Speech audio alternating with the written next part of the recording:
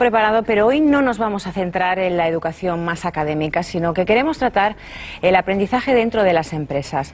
No hablamos de la formación de los trabajadores, de si saben más o menos inglés, de si tienen más o menos máster, sino de la búsqueda del cambio, de la capacidad de adaptación de las organizaciones, de intentar cosas nuevas que al fin y al cabo pues nos hagan crecer interiormente y que permitan a las empresas subsistir. Cosa nada fácil, hay que decir, en los tiempos que corren. Veamos en qué consiste este concepto, el aprendizaje organizacional. Empresas que crecen y prosperan y empresas que fracasan y desaparecen. Lo que las diferencia, si aplicamos el conocido como aprendizaje organizacional, no es el producto que fabrican, ni las gestiones que realizan, ni el capital que manejan, sino las personas que las conforman y su capacidad de cambiar, autoconocerse, desarrollarse y, a la postre, liderar. Las empresas que cobrarán relevancia en el futuro serán aquellas que descubran cómo aprovechar el entusiasmo y la capacidad de aprendizaje de la gente en todos los niveles de la organización. Esta es la esencia, pues, del aprendizaje organizacional y que el experto Peter Senge se encarga de desarrollar en los 90 en su libro La Quinta Disciplina. Ahora, superada la primera década del siglo XXI, este aprendizaje alcanza toda su razón de ser. Esta sería una definición, la primera toma de contacto. Vamos a ver qué nos explican nuestros expertos de hoy. Marc Singer, socio director de la consultora especializada en aprendizaje organizacional Coherentia, MBA por el IES. También nos acompaña Jaume Valls, miembro de la Junta Directiva de ACD, Asociación Científica de Economía y Dirección de la Empresa. Es director de la Cátedra de Emprendedores de la Universidad de Barcelona y director del Departamento de Economía y Organización de Empresas en dicha universidad. Y finalmente, Vicenç Oliver, maestro, pedagogo, socio fundador del Instituto Gestalt de Barcelona, experto en metodología de las constelaciones familiares y organizacionales. Lidera el área del desarrollo organizacional del Instituto Gestalt, aportando su experiencia a diversas empresas y organizaciones, tanto públicas como privadas. Bienvenidos, buenas tardes a los tres. Buenas tardes. A esta tertulia. Para las empresas u organizaciones, decidirse a aplicar técnicas del aprendizaje organizacional, diríamos, ¿se ha convertido en una necesidad de primer orden, por ejemplo, en los tiempos que corren?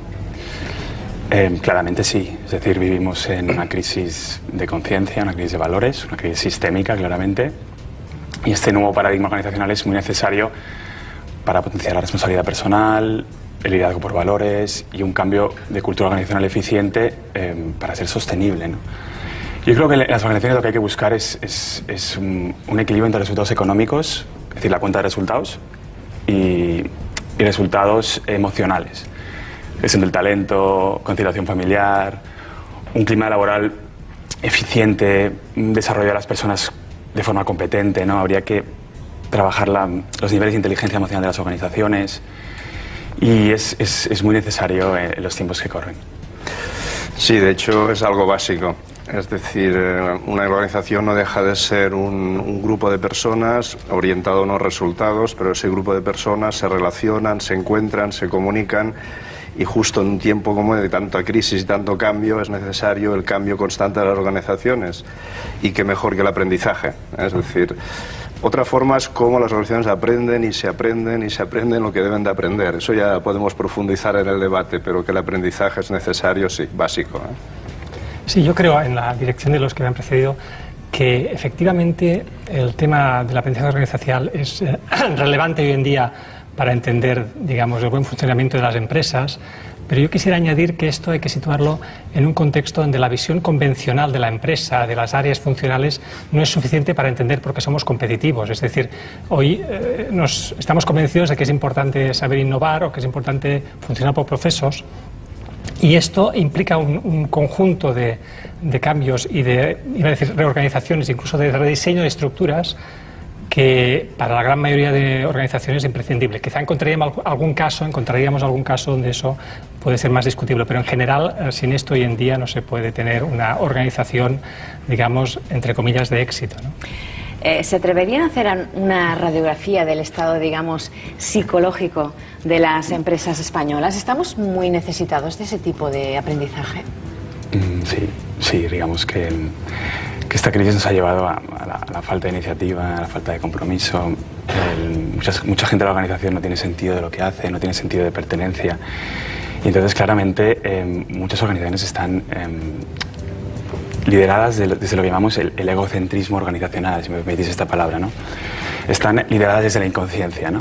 El fin justifica los medios, nos orientamos solo a resultados y entonces la productividad, la innovación, pues no la generamos, no creamos valor añadido y entonces las cuentas de resultados sufren considerablemente, ¿no? Entonces hay muchas organizaciones pues, bueno, con colaboradores desalineados, con gente pues, que hay miedo, ¿no? El otro día leí una estadística que el 38% de los asalariados de España sufren de algún trastorno psíquico en el puesto de trabajo, o sea, estrés, moving, burnout. Y bueno, es elocuente, ¿no? Entonces es necesario trabajar y potenciar la dimensión humana de las organizaciones. Hay algo básico que es la rumorología, ¿eh? Es decir, se dice que la cantidad de rumores que hay en una empresa, y siempre los hay, es el nivel de fiebre de la empresa. Es decir, el nivel de enfermedad de la empresa se mide por el nivel de rumores que hay. Siempre los hay, pero por supuesto suele haber mucho rumor.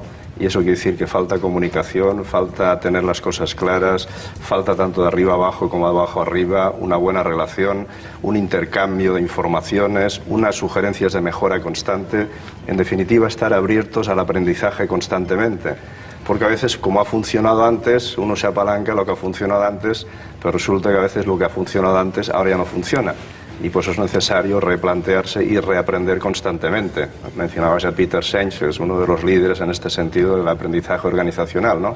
Hay otras personas, pero esto es básico, ¿eh? El seguir aprendiendo, porque si no, claro, las organizaciones enferman psicológicamente y ahí se mide mucho por el rumor, el malestar y sobre todo la insatisfacción de las personas que están ahí, ¿no? Yo pienso que un buen objetivo es buscar que las personas estén satisfechas donde están, ¿no? Contentas, ¿eh?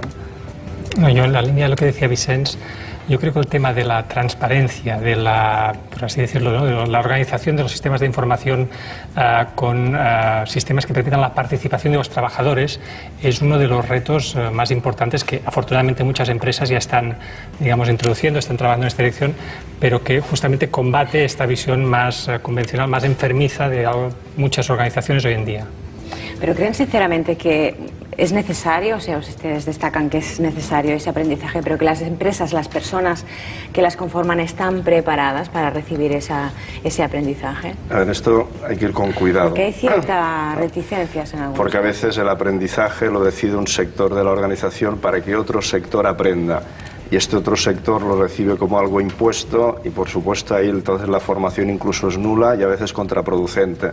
Haría falta consensuar muy bien en la media organización qué hace falta, qué necesitamos, y eso quiere decir trabajo de gestión de equipos, trabajo de coordinación, de comunicación, que las personas expresen sus sentimientos, sus necesidades, en fin, y a partir de ahí poder compartir y hacer algo conjunto adelante. Si no, si una parte impone a la otra, esto no suele funcionar. Incluso hay estadísticas que a veces la formación, por muy buena que sea, el resultado es muy pequeñito. Sí, digamos que hay una necesidad imperiosa en ese sentido. Lo que pasa es que no se puede imponer, pero se tiene que transformar las organizaciones. Se tiene que empezar a hablar de que hay una crisis, que hay miedo, que hay necesidades muy profundas, ¿no? Yo creo que las organizaciones se han dado cuenta que no pueden pensar solo en ganar dinero, ¿no? Que hay una parte también emocional, ¿no? Y que no podemos ver el trabajo como algo utilitarista, como algo mecanicista, ¿no? En el que no utilizamos a las personas como máquinas, sino lo que hay que hacer es potenciar la dimensión humana de la organización, ¿no?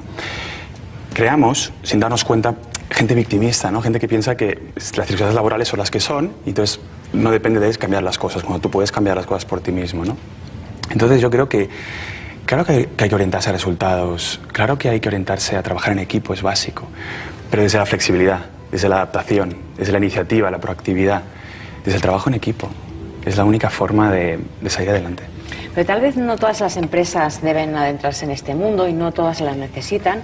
¿Cómo puede una empresa más o menos pequeña o más grande detectar que algo no va bien? Bueno, yo creo que efectivamente no todas las empresas pueden requerir este tipo de enfoques, pero ya he dicho al principio que en general hoy en día sin este tipo de enfoques en la mayoría de empresas es muy difícil tener un clima laboral, digamos, positivo y yo diría ir sobreviviendo y mejorando en el medio plazo, ¿no? Yo creo básicamente que hay determinados tipos de herramientas, y quizá mis compañeros pueden aportar más cosas, que son imprescindibles. Marc mencionaba trabajo en equipo, todos los temas que antes mencionamos de comunicación y transferencia de información. De alguna manera, las pequeñas y medianas empresas tienen que hacer esfuerzos para tener organizaciones donde haya más comunicación, haya más, trabajo en equipo, se utilicen este tipo de enfoques que cuestan mucho cuando tienes una estructura, digamos, más bien convencional, o incluso en función de la edad de organización. Esto es un hándicap importante, ¿no? Los estudiantes hoy en día que a lo mejor han sido formados en facultades, escuelas de negocios, con una cultura de gestión de trabajo en equipo, de comunicación, de abajo arriba, etcétera, probablemente son personas que pueden dinamizar de una manera bastante efectiva estos cambios. De hecho, muchas empresas miran exclusivamente la cuenta de resultados, y si la cuenta de resultados va bien, la empresa va bien. Y ese es un indicador, pero no el único. Yo pienso que hay que mirar dos parámetros, lo que es la tarea y lo que es la relación. Y esos dos parámetros hay que tenerlos constantemente presentes. No solo que la tarea sea efectiva, sino que la relación también sea en beneficio de las personas, de su realización, de su compromiso y también de su autodescubrimiento y desarrollo personal. Es decir, y eso junto a favor de la organización, porque si solo miramos los números, ahí nos encontraremos que eso no es suficiente. ¿Qué fases podríamos determinar de ese proceso de aprendizaje organizacional? Bueno, eso depende de todas las organizaciones, ¿no? La organización es como un ente humano. Hay que trabajar las personas, el individuo, desde ahí empieza la transformación. Las relaciones de esas personas en la organización, a nivel con la sociedad, con los clientes, con los departamentos, y la cultura. Nosotros tenemos personalidad, la empresa tiene una cultura. Y eso es una organización como un ente humano. Y a partir de ahí hay que trabajarlo a las tres dimensiones, lo que decía Vicens. Hay que trabajar la alta dirección, hay que trabajar los mandos intermedios y hay que trabajar al staff. Y a partir de ahí, crear un liderazgo común, ¿no? Una fase muy conocida del aprendizaje organizacional es la fase del autoconocimiento organizacional, es decir, dónde está la empresa desde el ámbito humano. Luego la segunda fase sería la fase del desarrollo organizacional, es poner todas las herramientas al servicio de la gente, el coaching, la PNL, el trabajo en equipo, comunicación, todo tipo de talleres y workshops. Y luego sería la fase del liderazgo organizacional, ¿no? Que sería la fase de cómo hacer perdurar todo esto en el tiempo para que la empresa esté orientada al bien común, sea sostenible y abundante. Y sobre todo que las personas sientan que esa empresa es su empresa, que pertenecen a ella, que les gusta pertenecer a ella y que apuestan por ella. Esto es básico, porque si la gente va con la idea voy a ir a trabajar unas horitas para ganar un dinero y me voy a casa, lo importante está fuera, ¿no? En la empresa nos pasamos muchas horas. Si miramos estadísticamente es quizá donde vivimos más horas y descontamos las horas que dormimos en casa. Por lo tanto, hay que mirar cómo trabajamos ahí, qué calidad tenemos, cómo estamos aprendiendo y cómo favorecemos al bien común, ya no solo de la empresa, sino de la sociedad también. Y aparte de esos cambios externos, Vicens, que se llevan a cabo con ese aprendizaje, ¿qué cambios internos experimentan las personas? Hombre, depende del tipo de formación o tipo de coaching, PNL, lo que reciban, ¿no? Porque claro, si es una formación exclusivamente técnica, ahí experimentan pocos cambios, ¿no? Pero afortunadamente hay organizaciones que nos buscan para que tener un poco de las dos cosas, ¿no? Y a veces incluso solo a nivel humano. Me han contratado empresas de que buscan simplemente un beneficio para sus trabajadores a nivel personal, incluso en horario de empresa, independientemente de que eso les sirva para la empresa o no.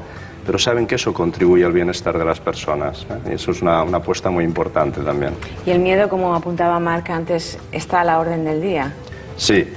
Yo también diría que de ese miedo hay organizaciones que abusan hoy en día por el hecho de la crisis como está, que posiblemente incluso despiden personas que igual no haría falta despedirlas tanto, pero en fin, la crisis está, pero también ha habido un boom para hinchar eso y aprovecharse para despedir a según qué personas que igual podían estar bien o repartir funciones o repartir trabajos, etcétera, ¿no?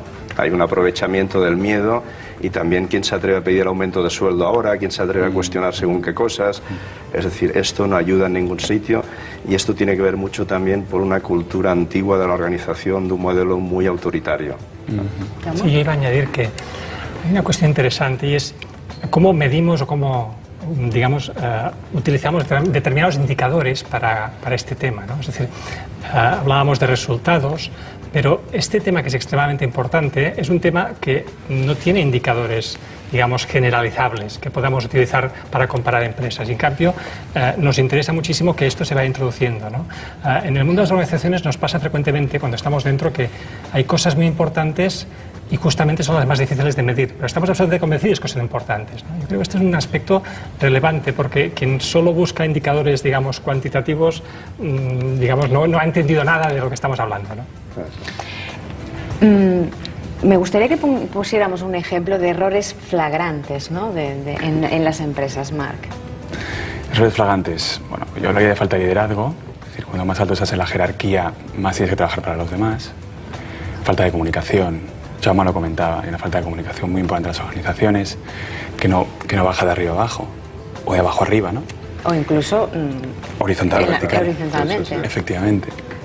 Y no se delega a las organizaciones. Entonces, el ser humano no dice que delega, pero luego dice, bueno, como yo lo hago mejor que el otro, pues ¿para qué voy a delegar, no? Falta de reconocimiento. No reconocemos a las personas. Nosotros, el ser humano, lo que más necesita es que se le reconozca su trabajo, ¿no? El trabajo bien hecho, ¿no? Y luego las capacidades. Se habla de aptitudes y de actitudes. La aptitud es la parte técnica. La actitud es lo que comentaba Vicens, ¿no? Trabajar esa parte más profunda de la persona para que haya transformación en la organización, ¿no? Hablaríamos también de ver la formación como un gasto. Se sigue viendo la formación como un gasto, ¿no? No como algo a medio plazo que puede ser bueno para la organización, ¿no? Hay errores flagrantes que hacen que las organizaciones estén muy enfocadas al corto plazo y muy enfocadas a resultados.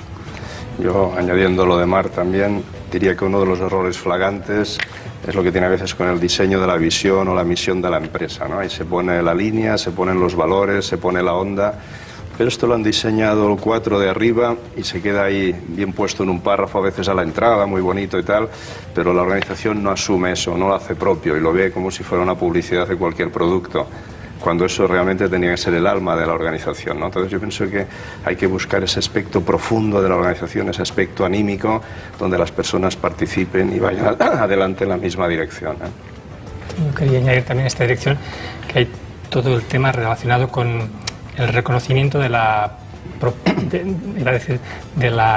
propuesta de ideas, del trabajador que tiene, digamos, ganas de aportar, ¿no? Que se le ocurre una idea de mejora, que incluso propone nuevas ideas para nuevos productos. Entonces, todos estos temas de reconocimiento, si la organización está, digamos, vamos a decir, abierta y organizada desde esta perspectiva, pues esto contribuye a crear este clima favorable que nos referíamos, ¿no?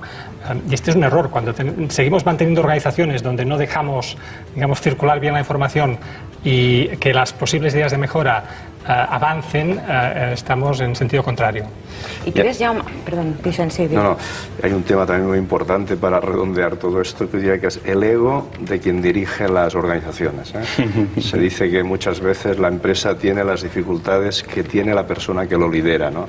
Entonces, ¿quién hay detrás de esa persona? ¿Qué presuposiciones, qué creencias, qué valores, qué puntos de vista, qué autoridad, qué neurosis propias que va a proyectar en su mundo laboral, ¿no? Entonces, eso sí que es un buen trabajo que necesitarían hacer de autoconocimiento, de reflexión y de cambio personal, ¿no? Porque en líneas generales, Jaume, el aprendizaje organizacional está bien valorado en el mundo empresarial. ¿O lo ven? Una respuesta difícil.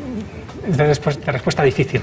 Yo creo que está, más que bien valorado, está bien visto por una gran mayoría de las generaciones de directivos y de responsables de empresa y de mandos intermedios que se han incorporado a la gestión de empresas en los últimos 15 años, a lo mejor 20 años, ¿no?